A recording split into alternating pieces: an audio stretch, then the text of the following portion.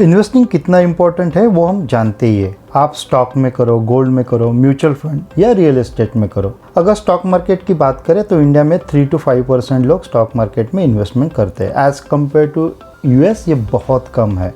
US में 50% से ज़्यादा लोग स्टॉक में इन्वेस्ट करते हैं। अभी इंडिया में लोग स्टॉक मार्केट में इन्वेस्टमेंट का इम्पोर्टेंट जानने लगे हैं।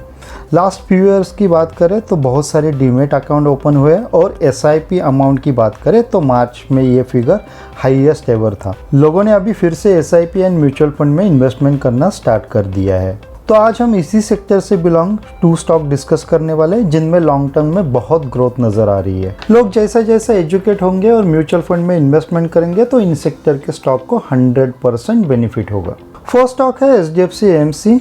तो इसके बिजनेस को समझते हैं। एक फंड मैनेजर रहता है, वो क्या करता है, अपने फंड को मैनेज करता है और एएमसी बिजनेस का इनकम मैनेजमेंट फी से आता है। मान लो हमने 1000 रुपीज़ म्यूचुअल फंड में इन्वेस्टमेंट किए और 10% प्रॉफिट के हिसाब से एएमसी को कितना प्रॉफिट हुआ, 100 रुपीज़। अगर स्टॉक मार्केट नीचे है और स्टॉक 800 रुपीज़ में मिल रहा है तो 10% के हिसाब से 80 रुपीज़ का बेनिफिट हुआ। तो ये बड़े प्लेयर कभी नहीं चाहेंगे कि उनको नुकसान हो।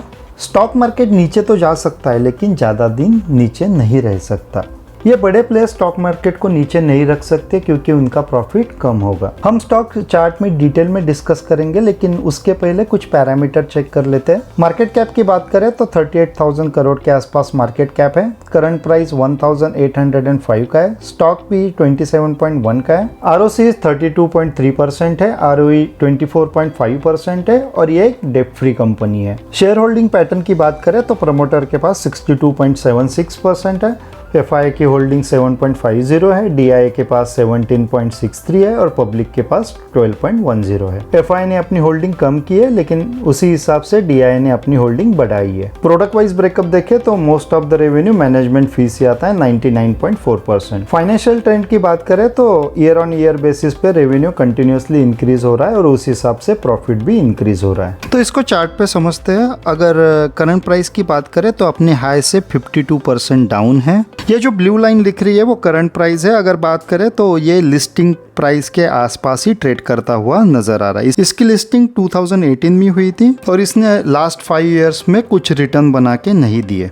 तो थोड़ा सा बैलेंस शीट में जाके समझते हैं। अगर बैलेंस शीट की बात करें तो नेट प्रॉफिट कंटिन्यूस मोड में इंक्रीज हो रहा है। 2018 में यह 711 करोड़ था और वो अभी 2023 में ऑलमोस्ट डबल हो गया है, 1424 करोड़। नेट प्रॉफिट डबल हो गया है लेकिन स्टॉक का प्राइस उस हिसाब से डबल नहीं हुआ है। अगर पीई की बात करें तो जब स्टॉक लिस्टिंग हुआ था तो उस टाइम पे स्टॉक का पीई 41 था। मीडियन पीई की बात करें तो 41.1 है और करंट पीई देखे तो 27 है। तो नेट प्रॉफिट तो इंक्रीज हुआ है लेकिन स्टॉक का प्राइस सेम रेंज में है, इसलिए पीई 27 पे नजर आ रहा है। जो मैंने मार्क की येलो लाइन ये स्टॉक का हाई रेजिस्टेंस है। यहाँ पे स्टॉक ने 3 बार हिट किया और कप विथ हैंडल पैटर्न भी बनाया लेकिन वो ब्रेकआउट नहीं दे पाया। वो समझने के लिए हम निफ्टी का चार्ट देखते हैं। निफ्टी की चार्ट की बात करें तो कोविड के बाद एक बुल रैली आई थी लेकिन 2021 के एंड में निफ्टी का करेक्शन स्टार्ट हुआ। तो जो लार्ज कैप कंपनियां थी जो इंडेक्स में ज़्यादा वेटेज दे रही थी उनको तो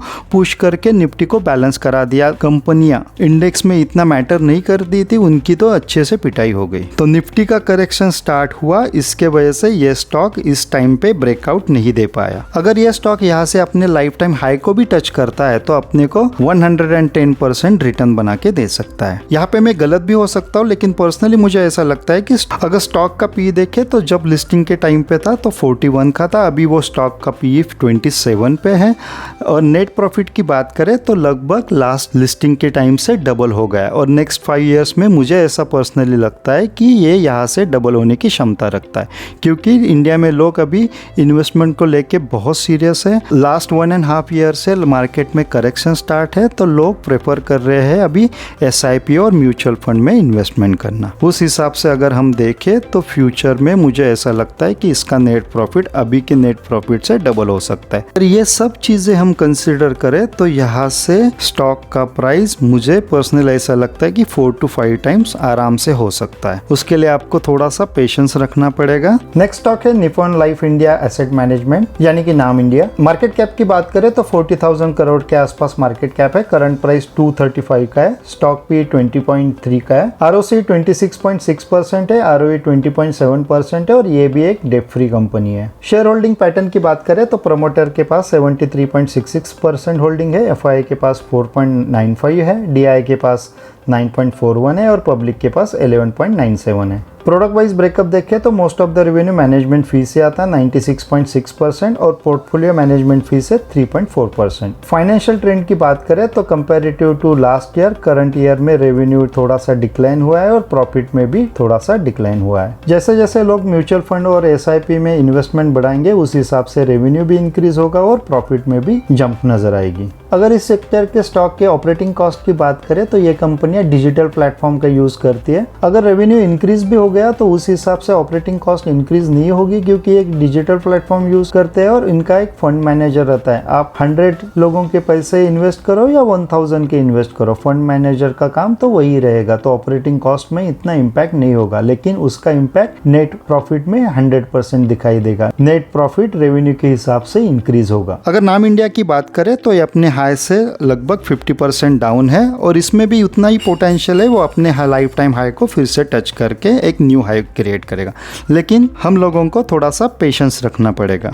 ये दोनों स्टॉक मुझे काफ़ी पसंद है और मुझे पर्सनली ऐसा लगता है कि फ्यूचर में ये सेक्टर के स्टॉक ग्रोथ करेंगे। अगर आप पूछो कि इन दोनों में से कौन सा प्रेफर करें तो पर्सनली मैं HDFC AMC को प्रेफर करता हूँ। ये वीडियो एजुकेशन पर्पस के लिए था, यहाँ पे कोई बाइंग की रिकमेंडेशन नहीं है। आप अपने फाइनेंशियल एडवाइजर से डिस्कस करके डिसीजन ले सकते हो। चैनल पे नए हो तो सब्सक्राइब कर देना। अगर कंटेंट पसंद आए तो जरूर लाइक कर देना। Thank you for watching and happy investing.